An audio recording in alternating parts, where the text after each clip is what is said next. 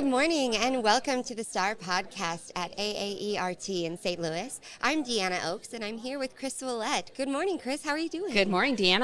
I'm well. How are you today? I'm very well. Thank you so much. So we just wanted to kind of get a little bit of information. You have such a wealth of knowledge. You've been in this industry for a very long time, excuse me. A bit of a celebrity, I think, in some cases. You know, your name is so well known. Can you start off by telling the audience a little bit about how you got into this career and where you come from and how you got to where you are now? Absolutely, and I wouldn't call me a star by any stretch of the imagination. I'm just trying to keep up with my peers, but I am a stenographic reporter. I was raised in Wisconsin and learned about court reporting at a resort that my family owned in northern Wisconsin. There was a court reporter who vacationed there year after year, and she always had a stack of paper on her lap, and I always wondered what she was doing. Mind you, this was back in the early 80s, so no such thing as computers or iPads to make those corrections. Technology is a beautiful thing. So I asked her what in the world she was doing, and she told me about court reporting, and so the rest is kind of history. Went to school, always worked in the freelance arena, worked for another agency for about 13 years, and started my own agency in Wausau, Wisconsin, and ran that until 2020 when my firm was acquired by Esquire Deposition Solutions, where I now work in court reporter and affiliate relations as well as mergers and acquisitions. So it's been quite a varied career. I have been, I'm a chronic volunteer. I do not know how to say no, especially to anyone in the profession. I love court reporting. I love everything about it. I love everything that it's done for me and my family and my personal growth, the opportunity to meet so many wonderful and amazing people like you. Oh, thank you. What a great career. I mean, your own business, which is actually not too uncommon in this industry, right? A lot of freelance reporters actually do have their own businesses. It's kind of a nice thing to be able to do when you're considering a career that you can work for yourself, you know, and maybe not as successful and as big as yours, but certainly it's a nice draw when people are, especially nowadays, trying to, again, work for themselves and not have to be under somebody else's, you know, schedule. Right. What would you say was the best part about being a business owner? The best part? There's a lot of parts that aren't the best parts, I can tell you that. It's a lot of work. Running your own business is a lot of work. It does provide, though, the flexibility to be able to control kind of your own destiny, you know, how hard or how much or how little you want to work, what kind of cases you want to pursue, what kind of relationships you want with clients. Like, it's all in your control. And I just believe that I guess I'm kind of a natural born leader. I am very, I share my knowledge. I like to see other people succeed. And that was a really rewarding part of owning a business and having reporters. I took a lot of reporters in straight out of school, mentored them, trained them. And That's amazing. It's a lot of work, but it's so rewarding to see them find their place in this profession and be so successful. So I would say that's probably my biggest accomplishment as a firm owner. As a court reporter, you know, I just love the magic of what we do. I'm a stenographic reporter, so I was called, in fact, when I was president of NCRA back in 2017, my theme was the magic is at your fingertips. And what we do every day really is magic. And to be capturing the record and those words and watching it come up instantaneously on the screen is just, I love doing that when everyone's behaving and waiting till the other person is done speaking and, you know, making a great record. It's just a beautiful thing. So It can be, for sure. And it's a noble career. You know, somebody used that word recently, and I really like that. I think that is just a really good word to describe our role in the justice system. I think it's very commendable and challenging at times. So it's really I'm struggling to find my word right now, but just a commendable, you know, participation that we have in the justice system, which is such a pillar of our economy, of our society, democracy, you know? Right. I think most reporters take very seriously their duty to capture that record. It's important. It's someone's life or livelihood is at stake every single day, and you're charged with capturing that record to ensure equal access to justice for all. And it's really someone's story and really can have an impact. And I think all reporters take that very seriously. It is a duty to protect the record, the guardian of the record. Absolutely, yes. For those of you who don't know, that is what stenographers or reporters of all types are called, as guardians of the record. So you've been in the industry for a very long time. You've seen a lot of changes. How do you feel about the industry and the future of where we're headed? I have seen a lot of changes, both technology-wise and just the way business is conducted. I started in 1985, so there we go. I've dated myself. But the changes have just been incredible. And I think that there will always be a job for all court reporters. And I think our current challenges right now revolve around identifying the skill set needed for any particular piece of litigation or hearing or arbitration. You know, in some cases, the skill of a stenographic court reporter who is able to capture the record instantaneously, convert that spoken word to text, and provide that real-time feed is really a specialized skill. And when there are several parties and it's complex litigation and the terminology is over the top and they need that daily copy day after day after day, a skilled stenographic reporter is the best person to be in that seat. However, on something like perhaps an EUO, where the client may really not even need a transcript, or a hearing that is never going to be appealed, it's just an initial appearance or something like that, the best person to be in that seat is not a stenographic court reporter. We have to open our eyes and look at the picture as a whole. And in my opinion, that guardian of the record we spoke of earlier, the guardian is a person, not a machine or a thing. Right. So it's the person in the room who's trained, who's certified, who finds continuing education to be an important part of continuing their success in their profession. And controlling the room, marking the exhibits, swearing in the deponent, whatever the case may be. It's the guardian is the person in the room. And to me, I think that our best opportunities for success and growth and sustainability of our profession as a whole is to recognize that and make sure that everyone is getting properly trained, everyone's getting properly certified, and we're making sure that the right person is in the right room taking the right proceeding. And if we can do that instead of some of the divisive communication that is ongoing out there, I think we have much greater potential to see success in a cohesive nature in the future. Absolutely. I couldn't agree more. It's, we say it all the time, we're stronger together, and it's about collaboration and working together in order to maintain control of this profession that we have been a part of for so long. You know, if we divide ourselves, then we automatically just become less able to, to learn, to affect change, to do any of the things that we do better when we are together. Absolutely agree. So you're not reporting anymore. Now you're one of the, big wigs in the decision making. Well, you're part of Project Steno, right? So tell us a little bit about Project Steno. Yes, Project Steno is near and dear to my heart. As I said, I'm a chronic volunteer. I cannot say no to an opportunity.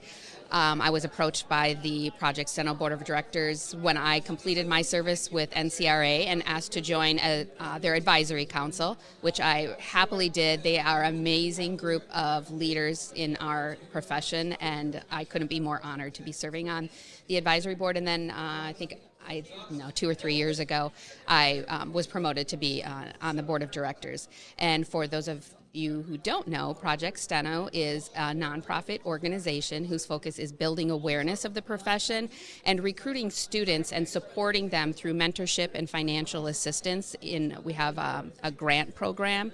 If the student reaches 140 words per minute in 1 year, we give them $1,000, and then if they graduate in 2 years at 225, they get another $1,000 to help them start out on their career.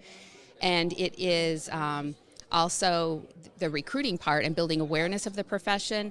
We have a class, it's called Basic Training, and it was created by our executive director, Nancy Varallo, and it gives potential students the opportunity to learn about what stenographic reporting is and learn how to write A through Z on the machine and to determine whether or not the career is right for them. One of the impacts, one of the pieces that has contributed to the shortage is the fact that court reporting schools are going away. And one of the reasons they're going away is they don't have enough enrollment. So is it because of awareness? Sure, that absolutely 100% plays a part. But as we know, getting through a stenographic court reporting program is extremely difficult. The dropout rate is high. And when as a community college, if you don't have graduates coming out to be gainfully employed, your funding gets pulled. Right. And whether you start and drop out, if you don't graduate with your cohort class, you're considered not a successful graduate. And so those numbers decline. Really? And so part of the mission of Project Steno and basic training class is to expose these potential students to the machine and find out, does their brain work that way? Is it what they really want to do? So not only does it save them the time, money, and effort of enrolling in a school, spending money, and finding out they don't like it, it also helps the school on the back end keep up that dropout rate. So someone who's coming in knows they want to do it, they feel that passion, they have that skill, and they're more likely to succeed in graduating. So it's kind of it helps everyone. Yeah. And we've had great success. We have a class starting about every month with 30 students per class. They fill up super quickly. I think we're now scheduling our classes are filled into September, if I'm remembering correctly. Wow, that's awesome. Yeah. We are projecting to have, I believe it's like 700. We've produced 700 students who have entered court reporting school at this point. So it's great success. Profound, yeah. Absolutely. And it's such a good idea. You know, it seems so simple, but it's not something that anybody had come up with really, especially, you know, like when you were a student. Right. When I was a student, I kid you not, there was someone who was in class and she said, I thought court reporting meant I was going to be a reporter, like a journalist. Media reporter. A journalist, exactly. And it's just kind of mind-blowing to think that you could enroll in something and actually come to class and not know what you're getting yourself into. That's crazy. It really is. But yeah, like you said, it is an amazing profession, and some of the folks that I have spoken with already have kind of given the sentiment that a lot of people almost fall into this career. Like it's not something, you know, when you're young and they say, what do you want to be when you grow up? You know, most people are not like, I want to be in the courtroom. You know, It's just not a very common thing. It's, you know, I wanted to be a princess, so I definitely missed the mark. I don't know about that. But I think that's just such a wonderful concept, and obviously having amazing success. And Nancy Varallo is also, you know, a bit of a celebrity in our industry. You know, it's not a very big industry, and the work that you guys do is just wonderful and is far-reaching, very far-reaching. So you have all of these students, you're doing all of this great work. Do you feel good about the future of stenographic reporting and where we're headed and how the technological age and the stenographic reporter are going to meld? What are your thoughts on that? Absolutely. There will always be a room for a skilled stenographic reporter. I see, you know, when I started school back in 1983, I was told I was going to be replaced, you know, that my career was going to be short. And here we are, almost 40 years later. Yeah. And I just don't believe that it's going to happen as long as we continue to embrace the technology that is being created and use it to our advantage. You know, there are huge advantages up there. Don't deny embracing that technology. Yeah. I think that the reporter who remains skilled, is focused on continuing education. I believe strongly that continuing education is a really, really important part of anyone's career. It just shows investment in yourself, dedication to your career, and you owe it to the record. If you're, again, the guardian of the record, you owe it to the person whose proceeding you're capturing to be skilled and have the continuing education required. But, you know, it's troubling a little bit to me that you hear these stories out there that scopists are getting transcripts in from reporters and they're having to fill in the blanks, you know, that the reporters just aren't capturing the record like they should be. And is that reporter taking advantage of the technology that's available to them? Like, that should not be happening. That's a good point. I mean, so somebody that is just, you know, essentially not staying on the ball, right? We always said stay on top of the speaker. That was kind of our bit or whatever. And that is a very valid point. Somebody that's kind of just maybe, what's the word? You know, lackadaisical, just kind of like, it's going to be fine, you know, which is not what should be happening. However, on the flip side of that, if they do miss a word, if you do drop something, hesitate, it is nice to have that audio to fall back on. Exactly. So it's a bit twofold. You definitely don't want to take advantage of it, but that brings me to a question that I wanted to ask you, just taking advantage in a good way. Would you say that coming from a paper writer to where you are now, has your productivity, I mean, I know that you're not a writer per se every day anymore, but... Oh, in my head I am every single day. I'm still doing 280, no problem. That's so amazing. 280 is just, yeah. No. So, so when the paper writers were the only thing that existed, right? And then you saw that transition. I sure did. So I have, a paperless writer, and couldn't even imagine, having to go through and read my stenographic notes. Did you see any pushback from that leap to technology? Because there is some pushback, right, that we're seeing absolutely. nowadays. So how was that transition? Right. So I think the pushback goes even further back than the manual machine and dictating. It used to be the Greg shorthand people, and when the machine people came in, the Greg shorthand people were like, no way, that's never going to work. No machine's ever going to place my beautiful stenography, Greg shorthand. Yeah. And that was a pain point in our history. And then, the machine came in, and I dictated. I had a typist. My typist, did the onion skin paper with the copies, and you had to go erase every single one. And when... What? Oh, gosh, yes. I don't think I knew that was a thing. That sounds bananas. Oh, absolutely, yeah. So time-consuming. Oh, totally time-consuming. However, when computerized transcription came out at first, my typist was, pushed from her job, and she was upset that we were going computerized technology, getting that first CAT system that took up an entire room, and she was losing her job. And so there was a pain point there, but then came along scopists and proofreaders. That's what I was going to say, but did she really? Yes, yeah, right. But it's just a shift in the technology. Right. So it has come at every step of the way. And then building your dictionary, that's a process. And the audio sync, was a huge time saver. I mean, the internet, let's talk about a time saver.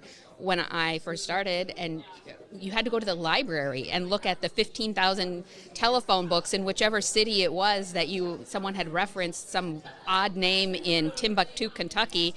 You had to go find the Kentucky phone book and try to find the spelling of that name. The reference librarian at my local library was my best friend for several years. And the internet has been such a great technology. Tool, but also, can be not so great at times. But well, sure. Yeah. But just you telling me that story alone makes me think. So now, I have a stroke. I do spell with the asterisk. So at the end of the deposition, I just, search for that. And then, all these names, or even if they, did you actually say dog or did you say bog, right? Because neither one of these seem right, but, that's what I wrote. And it is just remarkable that I can do that in, instantly, and then you were actually trucking to the library. Yes. And so, I think that it's helpful for us to think of it in the reverse. When people are scared of technology, to think, and I had mentioned this to somebody previously, can you imagine going to a young person today and saying, okay, this is what you have to do. You have to write on this. You have to go to the library. I mean, that would just be, right. Nobody would want that, right? Right. And so it almost feels like this is just a cycle, right? You're going to get scared. You're going to, and then everything's going to be fine, and your job is going to be so much better. You're going to be so much more productive, and you're going to make way more money. Absolutely. Right? Yes, time is money. Any time you save is money you're making. Absolutely. So did you have the same deadlines back then, or did you get extra? Did you get 30 days to do it? No. It has always been pretty much a 2-week turnaround. Wow. So, yeah. Oh, gosh. I remember calling pharmacies looking for drug names. You couldn't just search them on the internet. You had to there was this thick book, the physician desk reference book, that was huge with the pharmaceutical, all the drugs. And what a mess, because people oftentimes, myself included, because I don't speak Latin, don't pronounce them correctly. Yes. So what you hear is what you're writing. I can't even imagine the challenges that would create, right? Yeah. Because like I said, I can go back and say, it sounded like this, and then the attorney might say this is what they meant or something. Sure. And so it's just that blows my mind. I don't think grasp the amount of time that it would take to produce a transcript. Yes. Which is just a testament to how valuable the technology is. Absolutely. And how we don't have to be scared of I am just so impressed that you made it so far. Me and several before me. Absolutely. You are not wrong. Yeah. So is there anything else that you want to touch and tell our audience about your experience, or tell the young people about what you think is, a positive outlook, or just anything really that you want to share? Well, a student, I would tell them to embrace everything about the profession. Take advantage of anyone in this profession loves to see new people entering it. And I'm saying this for steno, voice, or digital reporters. To me, it is very important that every one of those people have a mentor and be trained to be the person in the room controlling the proceedings, the person guarding the record, the person delivering the service that the client needs. And I think that mentorship is a very important thing for new students. But grasp onto the technology. Don't be afraid of the technology. The young generation is not afraid of technology. Yeah, no. You see 3-year-olds in the grocery store checkout line with their parents, telephone, and they're clicking through things that just gives me a little heart palpitations, like, oh my gosh, what are they doing to that person's phone, Right. But they're not afraid of it. So embrace the technology, and the sky's the limit, and opportunities are just endless. And, one thing, too, that I have always enjoyed about this profession is that I always wanted to be an orthopedic surgeon growing up. You talked about you wanted to be a princess. So I wanted to be an orthopedic surgeon. Chemistry and physics and I were not friends, not even a little bit. But the amazing thing about being a court reporter is I got to learn that I took the testimony of, neurosurgeons, orthopedic surgeons, products liability experts, engineers. You learn so much about so many things, just enough to make you dangerous sometimes, like because you've got every disease and you can diagnose a broken ankle before you even have it. But it's just the opportunity to continue learning is just an amazing thing. I'm a lifelong learner. I love learning new things at every opportunity. So that is something that spread yourself around, learn a little bit about everything, and don't be afraid to push yourself and take something that may be a little bit out of your comfort zone, because, that's where things happen, is outside of your comfort zone. Yeah. And the opportunities are just endless. You are not wrong. There's so much opportunity. And the justice system will never stop. Those No, it wheels will are going not. to keep turning. And so I think that's a very good point to make, and just really drive home to not even just young people, because people get into this career as a second career, Absolutely, or as, moms when their kids leave, or a myriad of reasons, right? Yes. So it's a great testament to hear somebody who has come so far and, seen so many changes just have such a positive outlook. And I'm really glad that you're able to share that with us. Yeah, thank So, you. Any last words of wisdom? Any tricks of the trade?